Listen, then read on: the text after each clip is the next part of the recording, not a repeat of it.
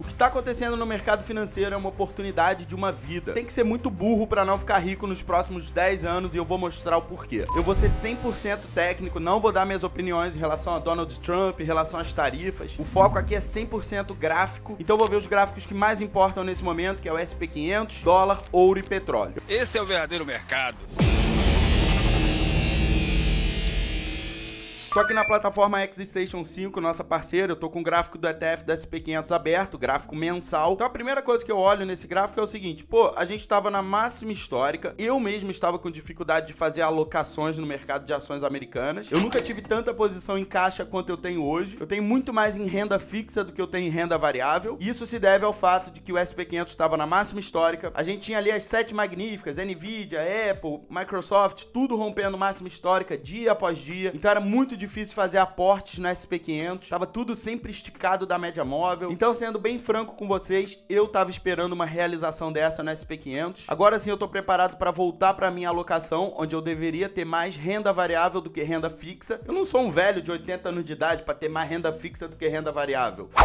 Mas de fato a gente tá vendo aqui uma assimetria gigante que é o que eu quero te mostrar. A gente tá vendo coisas aqui que não acontecem há muitos anos e provavelmente não vão acontecer mais pelos próximos 10, 15 anos. Então não é clickbait, de fato aqui a gente tá vendo um reset no mundo, a gente tá vendo aqui uma oportunidade de uma vida. Então primeiro de tudo, vamos ver onde começou esse ciclo de alta do SP500, que foi exatamente nesse ponto aqui, lá na região do 346. Vamos lembrar que isso daqui é o topo pré-pandemia, então veio a pandemia aí do Covid-19 e o SP500 caiu mais de 30%. A gente olha para trás e fala, pô, quem me dera ter comprado no fundo da pandemia. Com o gráfico pronto é fácil. Você tá comprando agora, porque no futuro isso pode ser um fundo igual foi o da pandemia. Não é recomendação de investimento. Até porque na crise de 2008 a gente ficou muito tempo caindo, muito tempo em bear market. Então não é como se isso daqui fosse uma situação clássica de buy the dip. Mas cada um sabe de si, cada um tem que ter suas estratégias. Eu sei que eu tô aproveitando para tirar dinheiro da renda fixa, que eu tô sentado ali no CDI igual um senhor de 80 anos de idade. Então eu tô aproveitando para aumentar a minha exposição ao mercado americano. Mas o ponto é, na Covid-19 a gente derreteu aqui mais de 30% e nesse momento, se a gente pegar do topo histórico, já tem 20% para baixo, ou seja, estamos num bear market oficialmente falando. Só que a questão que fica é, a gente vai ver isso daqui voltar tudo rapidinho e vai ser aquele buy the dip, ou a gente vai deixar topos e fundos descendentes e ficar caindo aqui, ó, durante 1 ano, 2 anos. Nada impede que o negócio fique caindo por 2, 5 anos. Mas é o que eu falei, eu tenho que ser aqui 100% técnico. Eu não posso começar a partir da premissa que, não, vai rolar um acordo aí das tarifas e vai voltar tudo para a máxima histórica. É possível, mas a gente tem que agir agora em cima das informações que tem aqui no gráfico. Os principais índices de ações estão testando o topo de 2021. Olha isso daqui. Depois do crash de março de 2020, a gente armou uma tendência de alta que levou a SP500 aqui para as alturas. E aí a gente entrou num mercado de baixa que durou do final de 2021 até quase o final de 2022. E aí a gente conseguiu fazer uma nova tendência de alta e agora, olha isso, a gente está testando o topo do que foi o ciclo de alta lá do crash de 2020 até 2021. Estamos testando esse topo. Pode até ver as análises que ficam salvas aqui no canal. Eu já tinha mostrado esse topo aqui, a importância dele e quantas confluências a gente tem. Por exemplo, a retração de 50% de todo esse ciclo de alta que a gente viu na SP500, ela tem confluência exata com esse topo. Então é por isso que a gente está vendo uma defesa ali. A retração de 61.8, você vê que tem espaço ainda para cair mais um pouco o SP500. Então, se o SP500 cair mais 6%, tá completamente dentro das cartas ainda. Inclusive, se tratando de uma recessão global, a gente olha aqui para 2008, o que aconteceu aqui? Quase 60% de queda que a gente viu no SP500 na crise de 2008. Então, se isso se repetir, em termos percentuais, ainda teria muito chão para baixo. Só que é complicado a gente já começar a falar nesses níveis aqui, ó, de preço nesse momento. Ainda tem a retração de 61.8 e de fato essa confluência aqui da retração de 50% com esse topo de 2021 tem muita força essa confluência aqui. Mas o que eu quero ver mesmo aqui é o gráfico semanal. Então eu vou vir aqui em indicadores, vou adicionar volume e eu vou adicionar também o RSI. A gente não vê o SP500 próximo da média móvel de 200 semanas desde esse momento aqui em 2022. Então olha aqui para o passado, o que acontece, olha só, quando o IFR vai perto do nível de sobrevendido e a gente gente tem o preço próximo da média móvel de 200 semanas. Historicamente, é um fundo. Tô falando que dessa vez vai ser fundo? Não.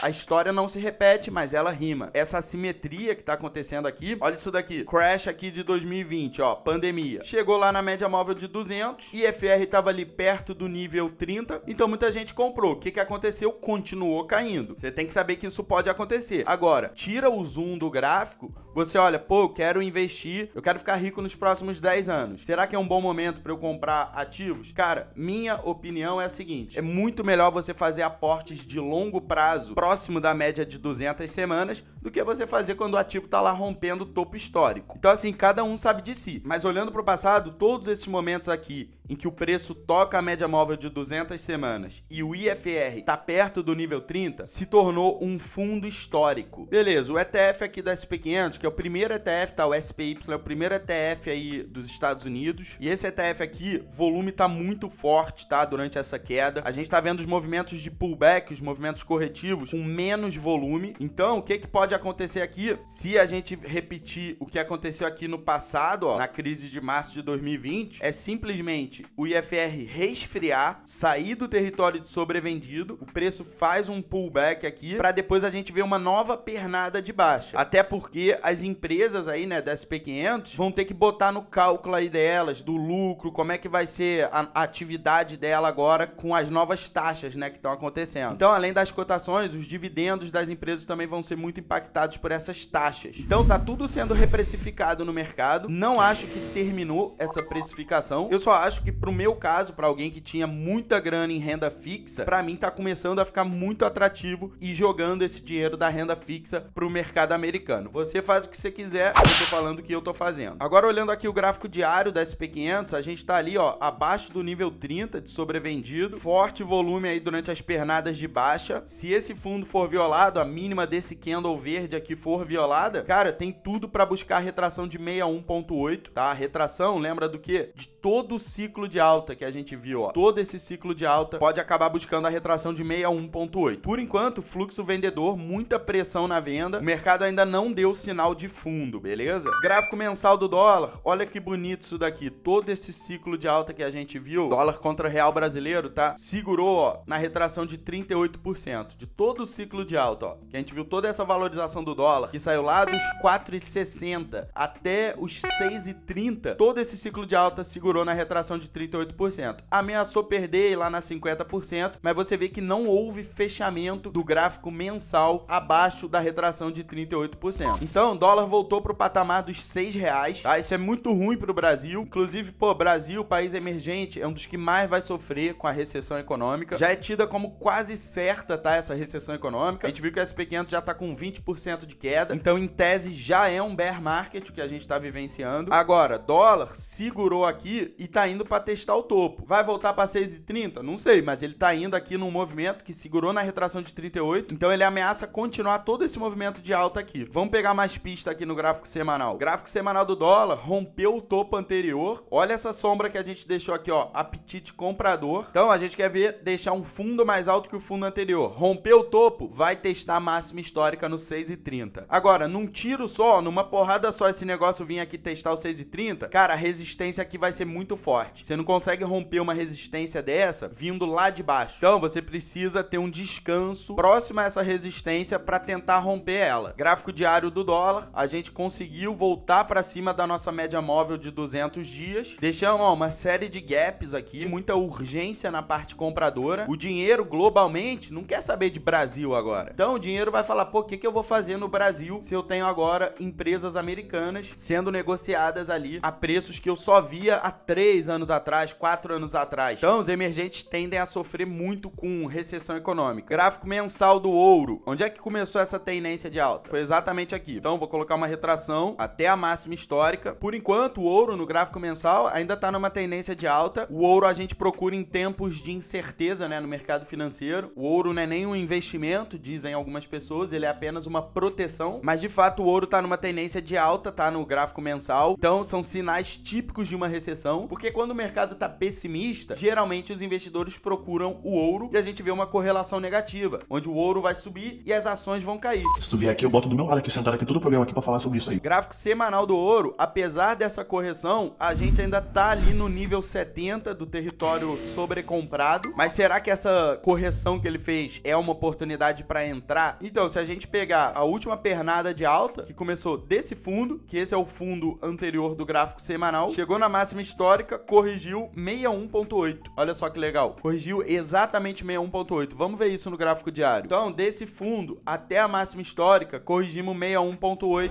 e estamos ameaçando dar continuidade ao movimento de alta aqui no ouro. Então, quem queria entrar no ouro, cara, foi um tempo gráfico abaixo, ó, que a gente tá aqui no gráfico diário. Foi no tempo gráfico ali de 1 hora. Olha aqui a entrada no ouro. Puxou, corrigiu, rompeu. Entrada perfeita para quem queria entrar no ouro, ó, foi aqui. Tá deixando outra oportunidade agora? Tá deixando. Tem que fechar esse candle vermelho. Fechou o candle vermelho, rompeu a máxima desse candle verde, daria para aumentar a posição em ouro com stop aqui na mínima. Eu tô apenas ensinando a análise técnica, não é recomendação de investimentos. Barril do petróleo tá sendo negociado nos preços de 2021 e não tem nada dizendo aqui que ele já encontrou fundo. Pelo contrário, tendência aqui de baixa no petróleo. Gráfico semanal do petróleo, estamos trabalhando já há um tempo abaixo da média de 200 semanas e a gente simplesmente armou aqui um pivôzão de baixa, ó. Olha que pivô perfeito no semanal do petróleo. A gente derreteu aqui, corrigiu na retração de 50%, milimetricamente perfeito, aula de Fibonacci aqui no petróleo e rompemos. A gente já bateu aqui primeiro alvo. Então, ó, para mim, petróleo já é 54 barril. E se continuar caindo, ó, se a gente for buscar terceiro alvo FIBO, a gente veria barril do petróleo na casa dos 45 dólares. Vamos ver se tem confluência para trás, né? Porque assim, sou fanático por Fibonacci, mas eu também amo uma confluência. Então, a gente olha aqui para trás e eu vou te falar, ó, nível de interesse pro mercado mesmo. Então, worst case scenario, petróleo ali na casa dos 45 dólares o barril, não é recomendação de investimentos. Mas nesse vídeo eu só dei aqui uma passada rápida, ainda vai ter um vídeo extremamente importante. E tem um simulador grátis, tá? Quem quiser testar essa plataforma aqui, compra ouro, vende petróleo, tudo isso que eu mostrei aqui, você pode ficar ali apertando o botão sem perder dinheiro. Simulador gratuito, vai ter link aqui embaixo. Também tem um curso gratuito de Forex. Todos os links vão estar aqui embaixo, tá? Coisas gratuitas aí pra você. Soca a mão no like, tamo junto, sucesso, aquele abraço.